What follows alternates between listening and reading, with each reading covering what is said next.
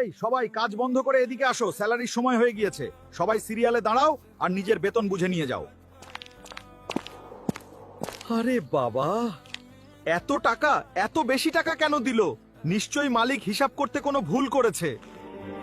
ইমান বলছে টাকা ফেরত দিয়ে দেই, কিন্তু এই ক্ষুধার্ত বাচ্চাদের কি করব? আল্লাহ, এ কি কঠিন পরীক্ষা নিচ্ছ আমার। ডার্লিং, আজ আমি এক শ্রমিকের সাথে ছোট্ট একটা গেম খেলেছি। ইচ্ছা করেই তাকে দ্বিগুণ টাকা দিয়েছি। যদি লোকটা সত্যিই সৎ হয় আর টাকা ফেরত দিতে ফিরে আসে, তাহলে তার ভাগ্য আমি নিজ হাতে বদলে দেব। তুমি জেগে জেগে স্বপ্ন দেখছো। ও একটা গরিব ছোট লোক, ওই টাকা কোনোদিন তোমাকে ফেরত দেবে না। আমার এখনো ইমানদারির উপরে ভরসা আছে। ও যদি টাকা ফেরত নিয়ে আসে, তাহলে তুমি সাথে সাথে আমাকে জানাবে। কি ম্যাডাম, মালিক আমাকে ভুলে বেশি টাকা দিয়ে দিয়েছিল। এই যে টাকা ফেরত নিয়ে আসলাম।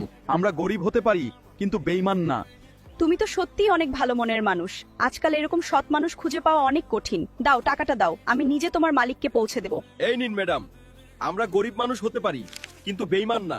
হারাম টাকা ঘরে নিয়ে ঘুমাতে পারতাম না। মালিককে বলে দিয়েন। তোর নিয়ত পরিষ্কার, কিন্তু তোর কপাল ভালো না।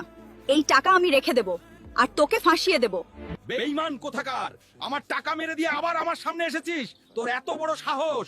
চলে যা আমার সামনে থেকে এক্ষুনি। আলিক, আমি তো টাকা ফেরত দিয়েছি। আপনার স্ত্রীর হাতে দিয়ে এসেছি। সে বলেছিল আপনাকে দিয়ে দেবে। তোর এত বড় সাহস! আমার স্ত্রীর নামে খারাপ মন্তব্য করিস। আমার বাড়িতে গিয়েছিলি কেন? তুই একটা বেঈমান, নোংরা, মিথ্যাবাদী। তোকে আমি ছাড়বো না। শশা কি সত্যিই টাকা ফেরত দিয়েছিল, নাকি এটা মিথ্যার ফাঁদ? সত্যিটা কি সেটা জানতে চাইলে এখনই ফলো করে যাই। কমেন্টে লিখো পার্ট 2 আর লাইক আর শেয়ার করতে ভুলো না।